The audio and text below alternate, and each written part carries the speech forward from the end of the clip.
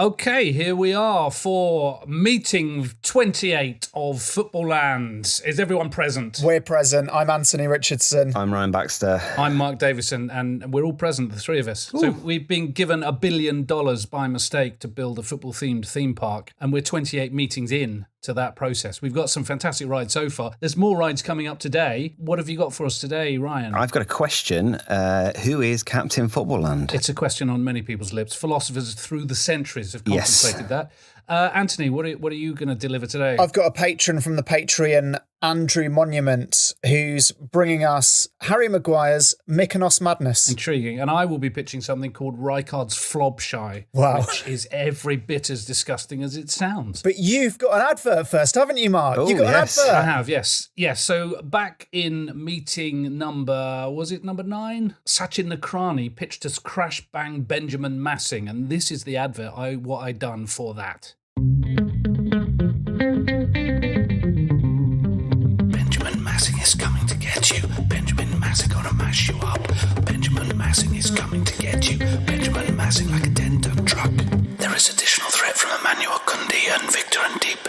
Nice one, Marky. Then, okay, so you're big spitty Rijkaard. Go for it. Okay, so many people will, like me, be old enough to remember Italia 90. And Me I also. think it was the round of 16 when Germany played the Netherlands, and it was quite an ill-tempered affair. It's largely remembered for a very unsavoury incident in the 22nd minute. So Germany's Rudi Voller and the Netherlands' Frank Rijkaard had been kind of niggling at each other right from the off. Rudi Voller was hacked down by Rijkaard.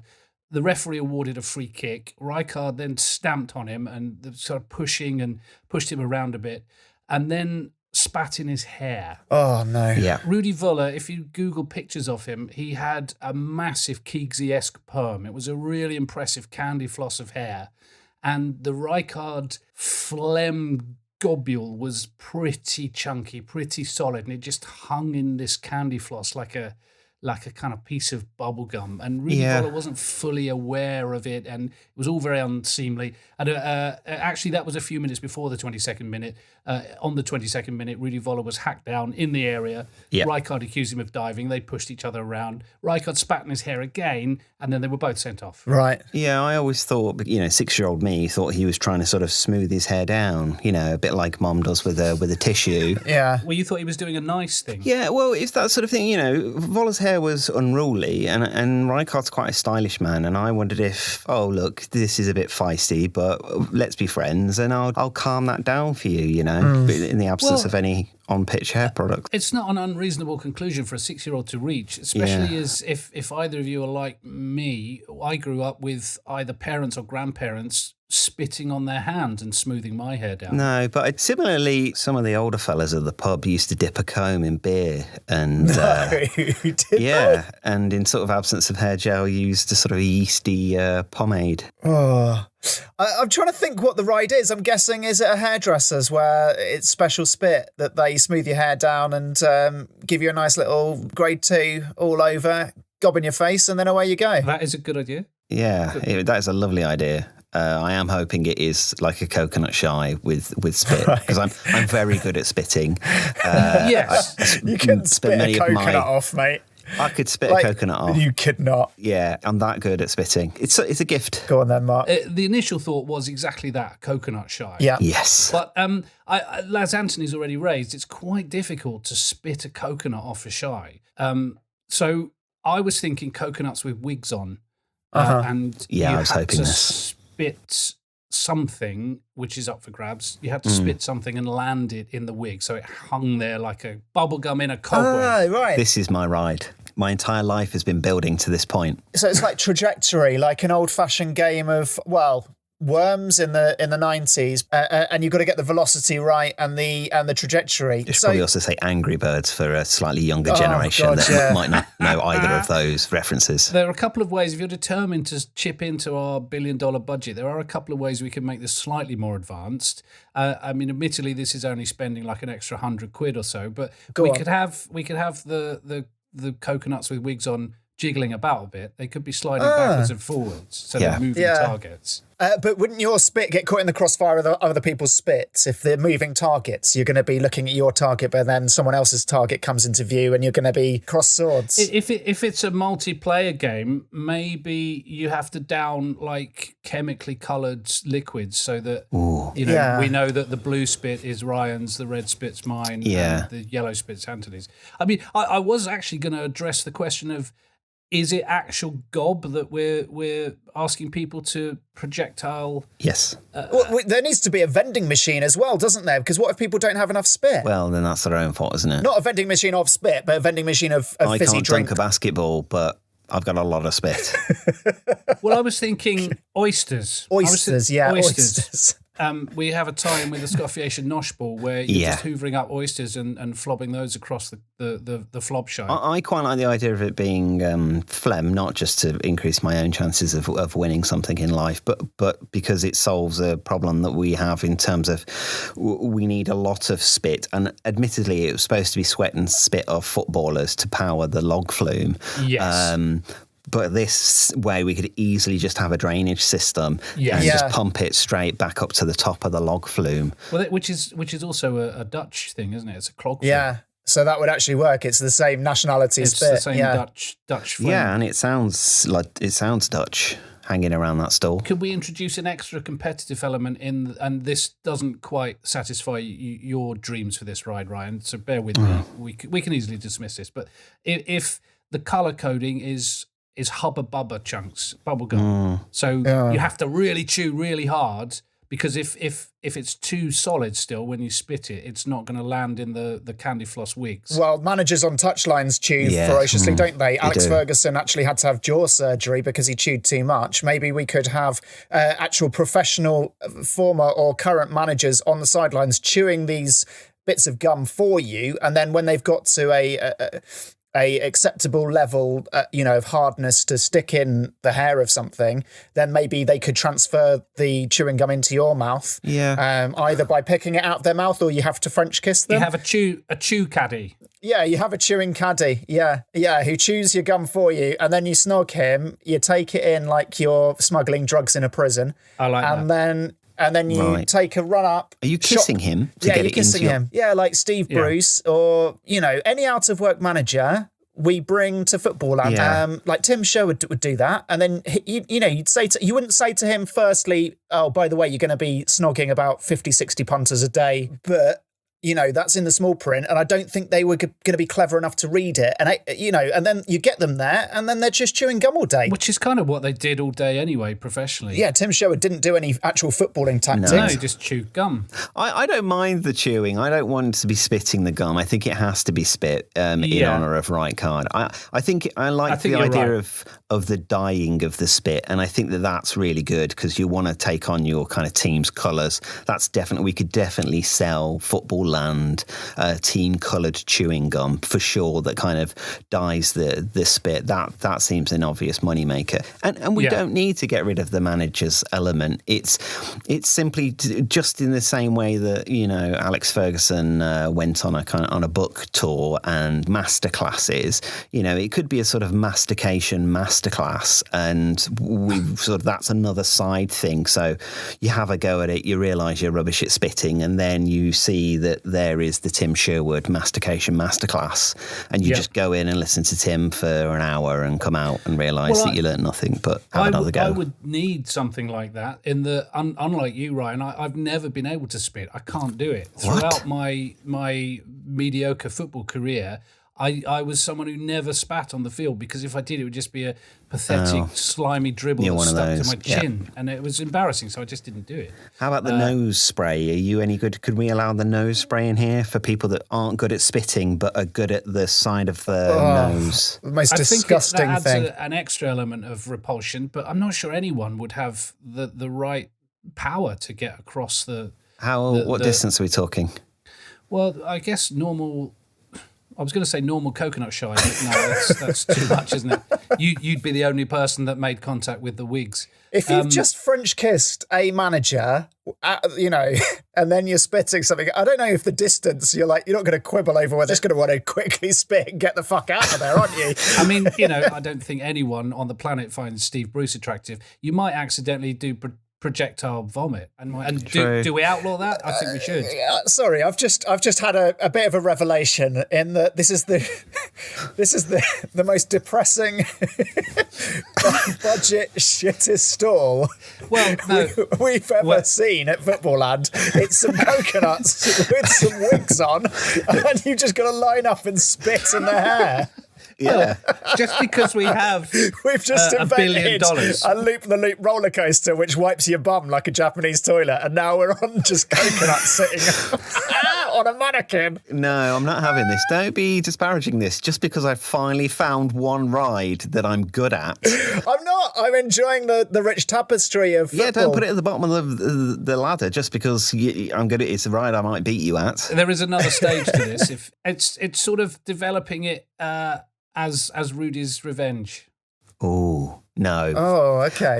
So then he spits back at you. Well, unless he goes on to become a very, well-organised man who introduces federal systems, becomes very open to immigration, leads Europe in sort of how we should organise ourselves and our football teams. Unless that's Rudi's revenge, I'm not interested. That is his revenge. No, that is his revenge. This may not float your boat then. Right. I'll pitch it very quickly. Go on. The German press after this game labelled Rijkaard the llama for his spitting. And so as a way of Rudi's revenge, the kind of the XL version of this Flob shy is it's not coconuts with Rudi Voller wigs on, it's llamas running about with Rudi Voller wigs on who can spit at you. So whatever score you achieve, you have to detract how many llama bits of spit you've got on you. Yeah, okay. I take it back. I like that. I like that too. Well, I think we're ready to vote, aren't we? Yes. Cool. Okay, right. Go on, then you go ahead, Mark. Okay, all those in favour of Frank Rijkaard's Flob shy, say aye. 3, 2, 1, aye. Aye. It's in. Congratulations, Great. Mark. Well done. Congratulations. Yeah. Thank you.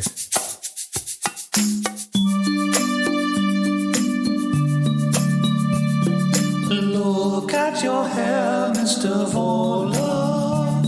I really think I need to flop there.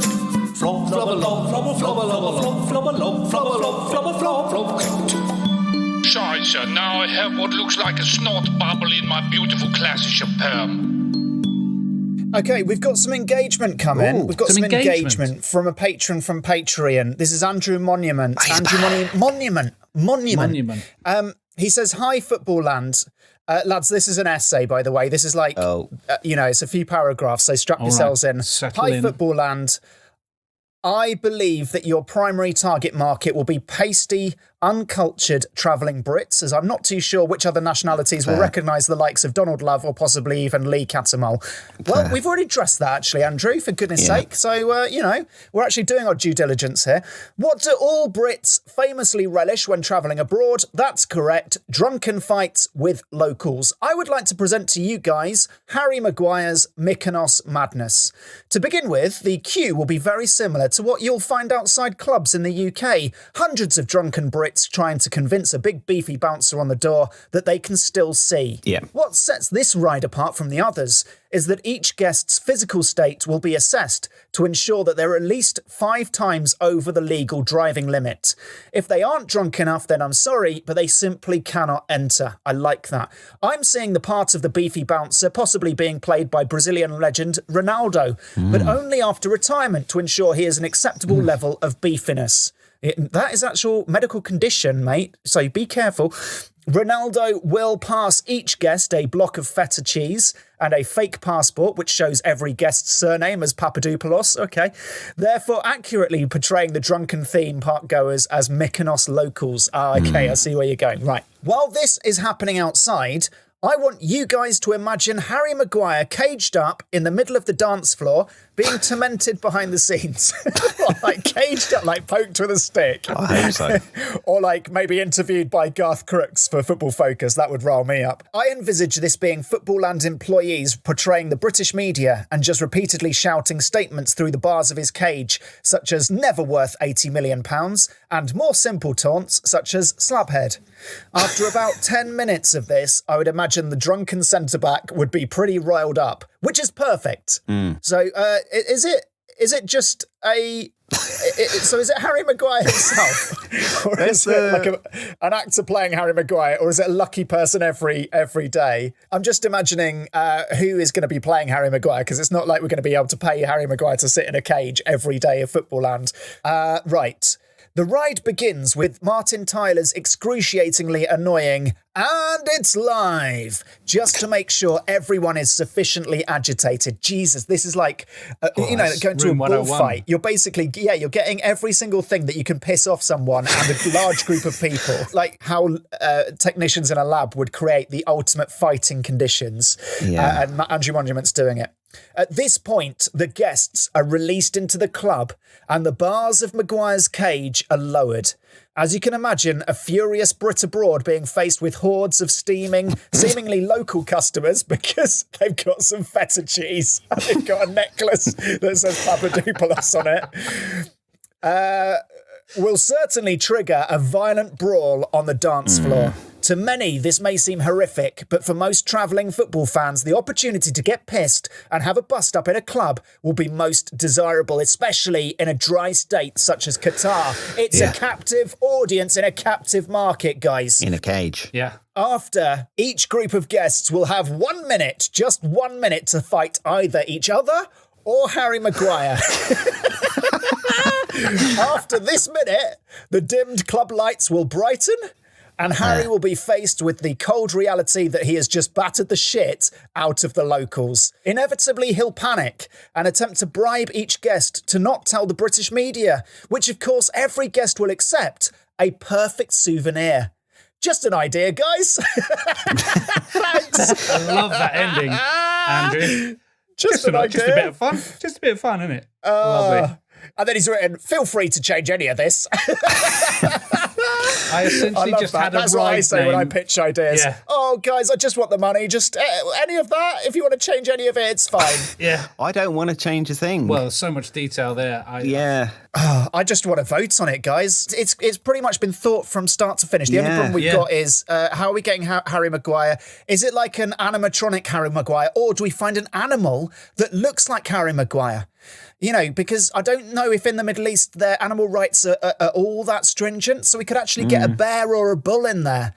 And actually, you know, it could be like, guys, what do you want to fight? Do you want to fight yourselves? Or do you want to fight an animal? Whatever's in the cage, it needs a big head, doesn't it? I mean, Can we do some genetic modifications and have like a bear's head on a mouse or something? Well, when those scientists made that ear and put it on a human ear on a mouse's back, they didn't really progress from that, did they? So if we went to the same guys, that's the funniest thing they could come up with. So they quit while they were ahead. Guys, a bear's head on a mouse's body. Forget about the top-heavy nature of it. Forget about how it would actually move. It's just got to be a ferocious bear's head.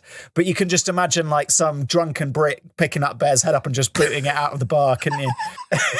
With a little mouse's body attached. If it was screwed to a wall, then it's coming off the wall and it's being booted out, yes. But if it's free to roam around, people are just going to ignore it. That's the key thing. Why would you ignore a bear's head on a mouse's body? Well, I'd pay attention to that. I can't imagine the locals finding a bear's head and a mouse and just ignoring it. I think they'd be curious at least. I'm not sure they want to beat 10 bells out of it. But it's all right, mate. I'm not interested in a mouse with a bear's head. I'm on holiday. I love that. I don't reckon that you would notice the mouse. I think the bear's head squashing it. Yeah, but look at the size difference between the two. You've got a bear's head. You'd just think it was like some kind of weird growth. You wouldn't see a bear's head in the street with a tiny little furry growth on it and immediately go, that's a mouse. All right. Well, that aside, I think it's a beautiful I idea. think there's an easier option, and I think it should be Harry Maguire because this game was essentially made for him because he's not good at anything else. He's not going to want to relive it, especially now he's good at football again, Ryan. He's not good at football, that's the thing. And I think, but what's key here is he believes he's good at football, and I think that's how we get him to Footballland. We just create like a different Ballon d'Or, and Harry is going to believe it because he believes he can play football. Yeah. I think you invite him and you put him in the cage, and that will be enough to enrage him, and he will basically rattle the bars every minute of every day, going, "Where's my award? Where's my award? Where's my?" Okay. It's that simple. You don't need to sew a bear's head onto a mouse. Okay, let's let Andrew Monument decide. Okay. Right. Monument, Yeah. do you like the bear's head on the mouse's body, or do you like Maguire himself? Could we put Maguire's head on a mouse's body? Is that an option? Yes. They'll put the mouse's head on Maguire's body, and like the body of Maguire will be like so relieved that he's got a small head. It'll be so freeing. I mean, going up for corners and set pieces might be a little bit more difficult to get the precision on those headers, but with his shoulders, he might be able to boot a few in. Well, let's vote on it, and if it gets through, then let's iron out the details later. We'll talk to the guys about grafting heads and track down those ear scientists and see what we can do. So, all in favour of Andrew Monument's Harry Maguire's Mykonos Madness, say aye. 3, 2, 1, aye. Aye. But on the Congratulations, condition that Andrew. it's not a mouse bear. Right. I mean, you've literally, mates. I mean, it makes no difference because you both said aye, but I just want to sway got us. Monument's vote. You got us. Yeah. You got us. Okay, here we are in Greece.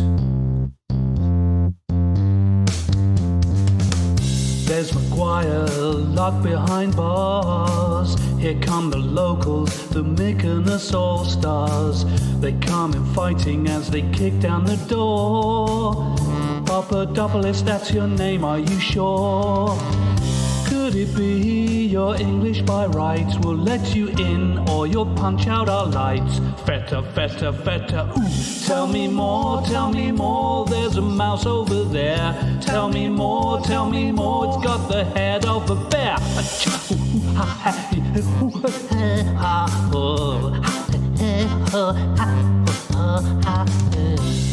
Ryan, what's your idea? For goodness sake, come on, what is it? It's a question. It's not a ride, and it's something that already exists. We invented this. It wasn't a dream. I went back. I've listened to meeting 16 of Footballland, and when we were organising the park, we definitely did come up with a man called Captain Footballland, who I believe we said was involved in the opening ceremony. We were organising the park, and we had all these different people atop of plinths that we basically, Mark sort of started to Frankenstein them together. Right. There was sort of Jimmy Conrad's head on the plinth, and then we had Ronaldo's pecs, I think. We had Ryan Nelson's detached bum. We had bit of Pele's penis, which I think then we changed for Neymar's brain, the Stephen Hawking brain. We had Shinji Kagawa's shins, giant shins, and then there Captain Footballland was born. I've got a few additions to Captain Footballland that I'd like to propose. I'd also like to talk to you about whether he should be sort of the mascot of the kids club, and whether we should have a kids club at all in Footballland. Right, let's have like the disembodied limbs all grafted together of various footballers and make this horrific Frankenstein's monster and put it in front of some children and make them do a colouring in competition. Is Harry Maguire with a mouse's head on one of the plinths? Definitely not. I mean, some of the additions that I would like to propose, I think we'll get to in just a sec, because Mark, you actually wrote a song about Captain Footballland. It's one of my favourite songs that you have written. Let's play it. I don't suppose you... Yeah, let's play it. I was going to ask you if you knew the lyrics off the top of your head, but I guess we can just press play. Okay, well, thank you. It's here. He lives inside the grandstand. He wears the captain's armband. He's good at keeping uppy as he saves a little puppy. Captain Footballland. Captain Footballland.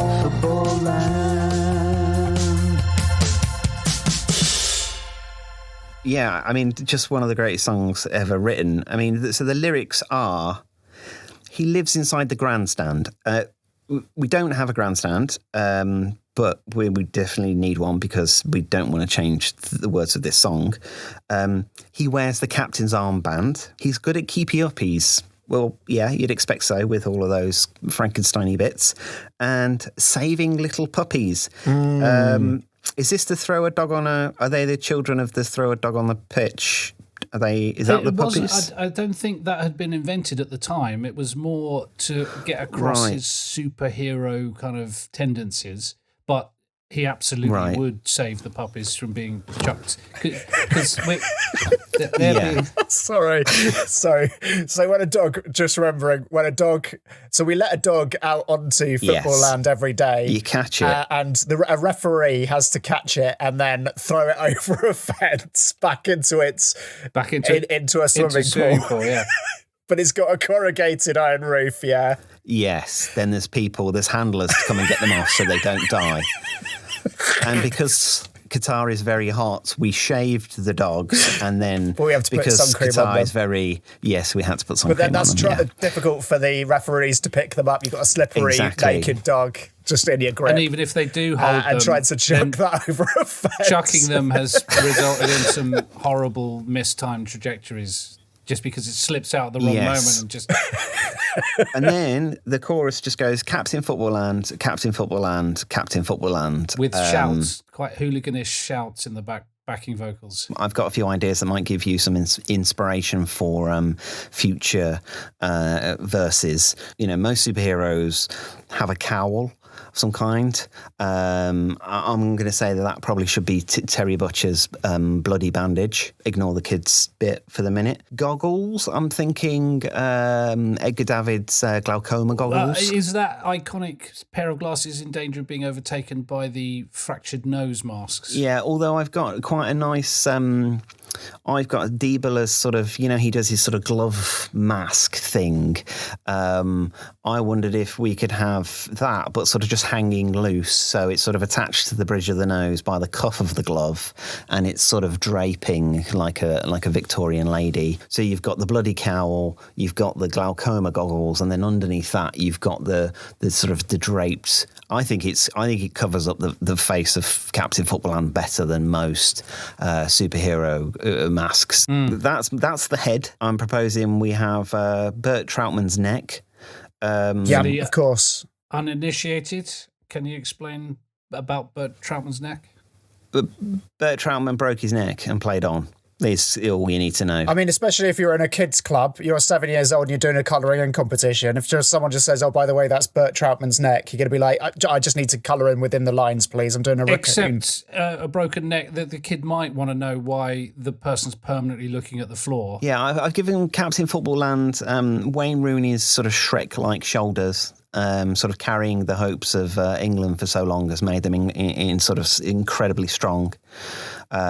I've got the biceps of Adama Traore because they are oiled. They must be strong oiled. And oiled. And then as far as I got, obviously we had Ronaldo's pecs, but then I've come up with a nice sort of crest for Captain Footballland, which is not a pentagon in that sort of regular diamond shape that you get on many superheroes. It's a hexagon representing the layout of Footballland, which is a hexagon, and with the six confederations, and there's sort of in the middle there's three L's crossing over, representing very much the three L's. We've got Shinji Kagawa's shins, we've got Pele's penis, we've got Ryan Nelson's bum. Oh, for again for a children's I think if he's planking, kids club. It doesn't have to be exposed. Well, it has to be exposed because he's planking his own penis. But I think kids would be impressed with the physical feat and not be aware of how rude it is. Right. Yeah, they might not recognise it as a penis. Well, it doesn't need to be there. It's not going to be like the team leader, the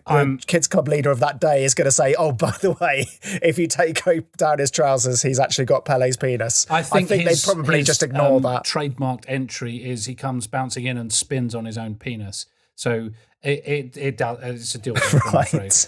What are Captain Footballland's feet? I mean, they're very important tools for a footballer. We've got Sammy Eto'o's toe, and it was his middle toe you both specified had to be the really large one. That's going to impede footballing ability, surely. But he's good at keepy-uppies, and that's, there's lots of those people that sort of come on at half-time and do keepy-uppies for the whole of half-time in the name of charity. They're rubbish at football. All those freestyle footballers, rubbish. Well, if he's got Samuel Eto'o's middle toe, his keepy-uppy is just going to be spinning it on his middle toe like a basketball player does on his middle finger. Well, I'm well up for that. Let's see some drawings. Let's do a focus group with a bunch of kids and see how this goes down. Should we do the focus group with adults? Adults first, but dressed as children and with the kind of mentality of a child. So with some Premier League footballers. Does he have? What's his kryptonite? What's his? What would weaken Captain Footballland? Like a regular size wage. That's good. Yeah. Yeah. Maybe that's in the form of a large, sort of one of those big charity checks. Which basically means then who's holding the charity check? So we need to think of Captain Footballand's nemesis. Yeah, that's another one. That's for another time. Well, let's vote on Captain Footballland in his fully fledged status. All right. All in favour of that, say aye. Aye. Congratulations, Ryan. Yeah, Well done. Good. I feel like, yeah. Young man, we're building football land. I said, young man, Or girl. we could do with a hand. I said, young man, Or girl. do you understand? You could get in on this. You need to head on to PATREON now. PATREON. Send us whatever you think. It might be good, it might stink. We will talk about it anyway. You need to head on to PATREON now. PATREON. Chuck in a couple of pound. We'll bat your thoughts all around, and it might just make our day. Send us your ideas at patreon.com/footballland. Thank you. Whoa, wonderful. More progress. And that's brilliant, guys. Really pleased. Keep your patrons coming in. Yep. We read out all of your suggestions. Harry Maguire's Mykonos Madness. I mean, that was quite an exceptional case. But even if you've got one line or like a tiny little idea, or if you've made a little song, get it into us. Made an advert, even better. Yeah. Well, and Just let us know. Give us your drawings for what Captain Footballland looks like. Yes. Brilliant. Absolutely. Yeah. If you have zero artistic ability, that's great. Yes. Right, let's go home. Okay. Bye. Bye. Bye. Bye. Bye. Bye. Bye. Bye. Bye. Bye. Bye. Bye. Bye. Bye.